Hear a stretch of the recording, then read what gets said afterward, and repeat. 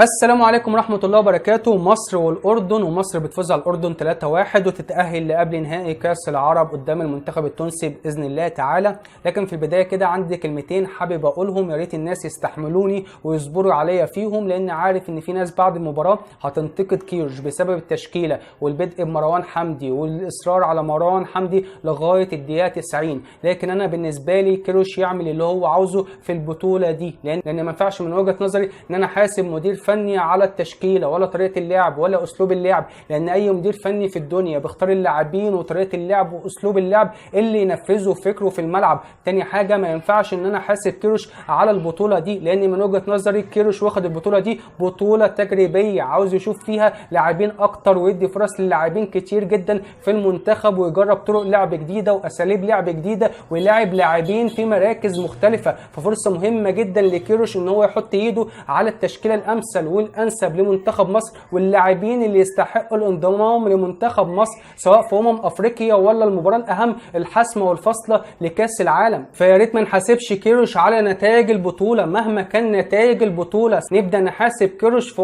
افريقيا، نبدا نحاسب كيروش على الاداء على النتائج، وبعد كده نبدا نحاسب كيروش في المباراه الفاصله والحاسمه اللي هتوصلنا كاس العالم، ونبدا نحاسبه على نتيجه المباراه مش على الاداء، لان طبعا المباراه دي تكسب ولا تلعب زي ما احنا عارفين. فيا ريت نخلي بالنا ان احنا ما نقعدش ننتقد كيروش ونديله فرصه يعمل اللي هو عاوزه في البطوله، يختار التشكيله واللاعبين اللي هو عاوزهم، وبعد كده نبدا نحاسبه بقى سواء في افريقيا ولا المباراه الحاسمه للوصول لكاس العالم. دي طبعا اول نقطه كنت لازم نتكلم فيها. تاني حاجه لازم نتكلم عليها النهارده هو عمرو السوليه، ولازم نقف شويه عند عمرو السوليه، لان بسم الله ما شاء الله على عمرو السوليه، واحد من افضل اللعيبه في مصر حاليا ومن اكتر اللعيبه اللي شفتها في حياتي بيشتغل على نفسه وبيطور من نفسه. عمرو السوليه بقى نموذج للاعب نمره 8، اللاعب بوكس تو بوكس اللي له واجبين في نص الملعب، سواء واجب دفاعي ولا واجب هجومي. واجب دفاعي تلاقيه بينقض على كل كوره بروح عاليه جدا، وان هو بيقفل مساحات كويسه جدا وبيضغط بشكل كويس جدا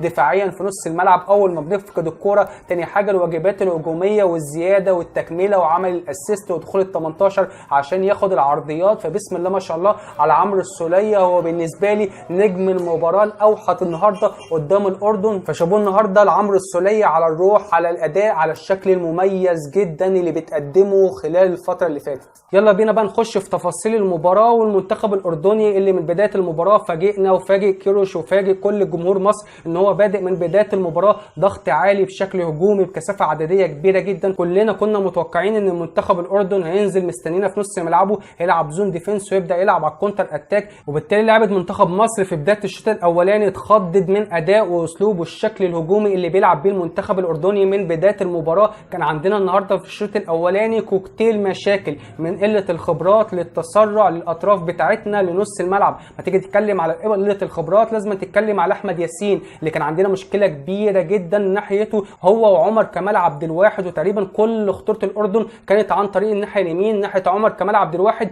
واحمد ياسين اللي مش عاوزين نقرص عليه، لسه لاعب اول مره ينضم لمنتخب مصر ولاعب صغير في السن. عندنا مشاكل كبيره صحيح النهارده في المباراه، لكن مش عاوزين نقرص عليه، لازم نصبر عليه ونستنى عليه. لكن احمد ياسين كان عنده مشكله كبيره جدا في الواحد على واحد، ما بيعرفش يقطع الكوره، ما بيعرفش يضغط، كمان اللعيب اللي بيبقى ماسكه بيبقى واخد راحته جدا سواء بالتعديه واحد على واحد ولا حتى بالتسديد، ما بيقفلش معاه بشكل كويس، وده سبب لنا مشاكل كبيره جدا في الشوط الاولاني سواء في الهدف اللي جه فينا ولا حتى في الكوره الخطيره جدا اللي الحمد لله جت في القائم وبعد كده جت في العارضه وخرجت، والحمد لله، لان الكوره دي كانت هتبقى 2-0 وهتسبب لنا مشاكل كبيره جدا في الشوط الاول وفي الشوط الثاني. لكن كيروش كان قاري الملعب بشكل كويس جدا وعمل تغييره في منتهى الذكاء وبدل الونش باحمد ياسين وخلى الونش هو اللي يلعب مكان احمد ياسين ناحيه اليمين ناحيه عمر كمال عبد الواحد، لان بالتالي قلت خطوره منتخب الاردن بشكل كبير جدا، وده اللي قلل الضغط والخطوره علينا بشكل كبير جدا في اخر 5 دقائق من الشوط الاولاني. بنيجي نتكلم بقى على التسرع اللي بعد الهدف، لان طبعا الهدف المبكر والشكل الهجومي والاداء اللي بيلعب بيه المنتخب الاردني من بدايه المباراه خلانا ان احنا بعد الهدف نبقى متسرعين عايزين نرجع في المباراه، فبالتالي بنلعب كره باستعجال، وبالتالي شكل الهجمات بتاعتنا بقى فيه نوع من التسرع نوع من قله التركيز، وده خلانا نفقد الكره بشكل كبير جدا في نص ملعبنا ويخلي المنتخب الاردني يبدا يلعب على الكونتر اتاك والثغره اللي عندنا في خط الدفاع وهي جبهه عمر كمال عبد الواحد ومعاه مع احمد ياسين. ثالث مشكله كانت عندنا النهارده في نص ملعبنا وخاصه ناحيه زيزو، لان زيزو المفروض يساند عمر كمال عبد الواحد ناحيه اليمين وده ما كانش بيحصل، فبالتالي كان في مساحات كبيره جدا عندنا في نص ملعبنا من ناحيه اليمين ناحيه عمر كمال عبد الواحد وناحيه زيزو اللي ما بيغطيش، واللي المفروض يغطي مع عمر كمال عبد الواحد اللي المفروض يقفل المساحه بين زيزو واحمد ياسين، وبالتالي ده ما كانش بيحصل، وبالتالي المنتخب الاردني كان مشكل خطوره كبيره جدا ناحيه عمر كمال عبد الواحد وناحيه زيزو وناحيه احمد ياسين. ثالث حاجه الاطراف، انا بالنسبه لي كان عندي مشكله كبيره جدا ناحيه احمد ابو الفتوح، مع انه بعتبره واحد من نجوم المباراه، لكن في الشوط الاولاني هو وحسين فيصل كانوا قافلين على بعض، فما تلاقي احمد ابو الفتوح بيستلم الكوره على الخط هتلاقي ان حسين فيصل بردك رايح على الخط، وبالتالي كده بيقفلوا على بعض بشكل كبير جدا. حتى حسين فيصل لما بيستلم الكوره على الخط تلاقي احمد ابو الفتوح بدل ما يخش في العمق بيعمل اوفرلاب من وراه وبردك بيروح على الاطراف، وبالتالي الاثنين قافلين على بعض بشكل كبير جدا وخانقين بعض ومضايقين المساحات على بعض، وبالتالي كانوا بيفقدوا الكوره بشكل كبير جدا ناحيه الشمال في الشوط الاولاني، وبالتالي ما كانش فيه خطوره كبيره جدا هجوميا غير عن طريق مصطفى فتحي اللي دايما بيخش في العمق وبيحاول وبيروح وبيسدد، وطبعا كان فيه فرصه مزدوجه بتاعه مصطفى فتحي وحسين فيصل وفيها توفيق وتالق كبير جدا من حارس الاردن. النقطه الاهم من وجهه نظري لمنتخب مصر في الشوط الاولاني الهدف اللي هيدينا هدوء بشكل كبير جدا في الشوط الثاني، وهيخلينا في الشوط الثاني ما ننزلش مستعجلين، ما ننزلش بتوتر كبير، لان احنا عاوزين نرجع في المباراه في الشوط الثاني، وخلينا نبدا الشوط الثاني بهدوء تام جدا اكننا لسه بنبدا المباراه 0-0. نيجي نتكلم بقى على التغييرات اللي خلتنا افضل في الشوط الثاني بخروج حمدي فتحي طبعا للاصابه، اتمنى يا رب تكون اصابه بسيطه ويلحق مباراه تونس باذن الله تعالى. ثاني حاجه خروج مصطفى فتحي ودخول قفشه وتحويل الطريقه ل 4-2-3-1. ثالث حاجه دخول محمد شريف مكان حسين فيصل كجناح والاستمرار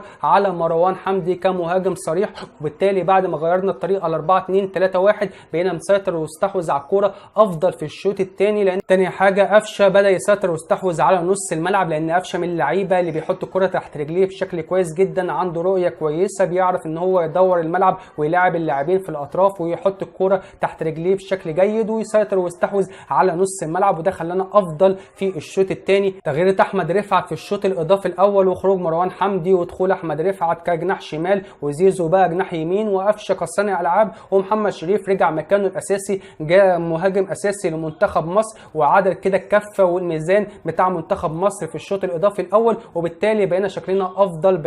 بقينا عندنا خطوره كبيره جدا من ناحيه احمد ابو الفتوح واحمد رفعت اللي ادى اضافه كبيره جدا لمنتخب مصر، وصلنا وقدرنا نحصل على ضربه جزاء صحيح اتلغت. ثاني حاجه قدرنا ان احنا نجيب الهدف الثاني، وطبعا مرور محمد شريف اللي بيتحرك بشكل كويس جدا على الاطراف ويعملها عرضيه لاحمد رفعت، احمد رفعت بيجيب الهدف الثاني لمنتخب مصر، واحمد رفعت بيدي اضافه كبيره جدا لمنتخب مصر سواء في الشوط الاول ولا في الشوط الثاني. ونيجي نتكلم بقى على التغييرات اللي تثبت وجهه نظري في كيروش سواء مروان داوود ولا محمد عبد المنعم، وتاكد وجهه نظري في كيروش ان كيروش واخد البطوله بطوله تجريبيه وعاوز يدي فرصه لكل اللاعبين، حتى لو هيلاعب مروان داوود اللي هو ظهير ايمن مكان زيزو اللي هو جناح، لكن عاوز يشوف كل اللعيبه في كل المراكز في مراكز مختلفه، وطبعا يجيب مروان داوود الهدف الثالث من اسيست جميل جدا من احمد رفعت اللي عمل الاضافه والفارق في الشوط الاضافي الاول ولا في الشوط الاضافي الثاني، وتفوز مصر 3-1 على الاردن بخبرات كبيره جدا واداره كويسه جدا لكيروش بتغييرات ادت اضافه وصنعت الفارق لمنتخب مصر في الشوط الاضافي الاول ولا حتى في الشوط الاضافي الثاني. الف مبروك لمنتخب مصر، اتمنى يا رب كل التوفيق لكيروش ومنتخب مصر قدام تونس في نصف نهائي او قبل نهائي كاس العرب. اتمنى يا رب يكون كلامي في الكوره عجبكم، يا ريت ما تنسوش تعملوا لايك والاشتراك في القناه،